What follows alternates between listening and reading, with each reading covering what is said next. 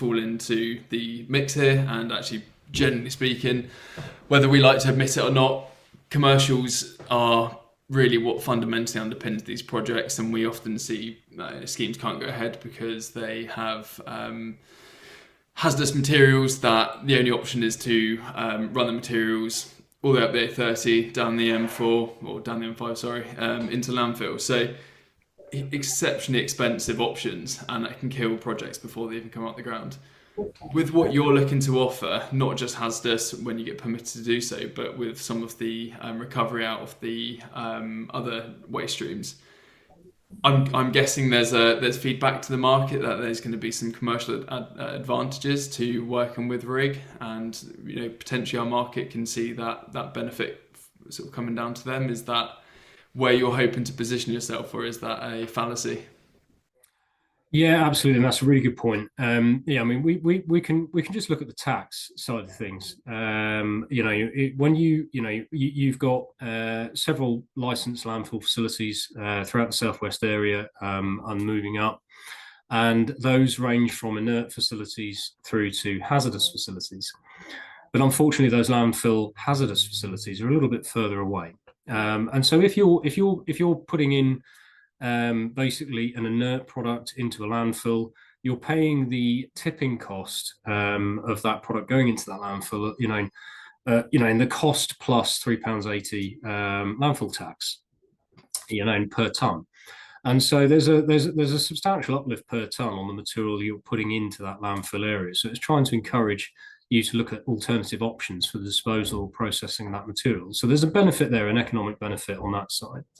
But when you start to move into the hazardous side, I mean, the landfill tax goes up considerably, and we're £98 a ton plus. And so that is, that is a large impact for hazardous, material and putting that into a licensed facility. But it's not just about, it's not just about not paying the tax by driving that and then passing that benefit on. Our facility isn't subject to those taxes because we are working sustainably to actually recover the best part of the material and concentrate or eliminate the contamination that's in it. But it's also about the impact that it has on the roads as well. And so, with limited facilities throughout the UK and, most notably in the southwest area, you can see high volumes of traffic when needing to transport certain types of material throughout the UK.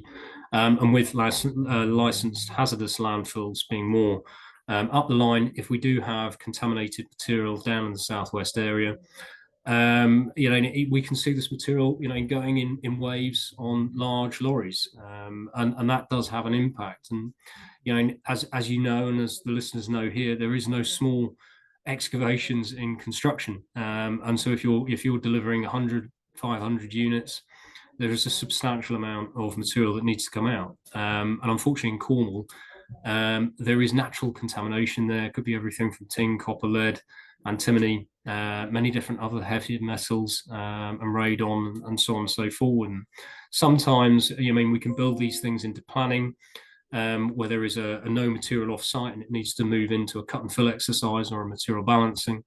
But unfortunately, sometimes that just doesn't work. So, there's an economic benefit of not paying the tax. There's an economic benefit of not paying the transport for moving it so far. There's a lesser impact of taking a substantial amount of lorries off the road or limiting the amount of journey time that those lorries have on the road. But then the secondary benefits to this is through the products itself. If you take a ton of rock that's come from primary quarry, you're paying the £2 per ton ag levy tax on top, which is then put up on the price. Whereas again, our products, because they're sustainable, there is no £2 per ton ag levy. So again, on the other side of this, you've got an economic benefit. So there's pros and cons on both sides.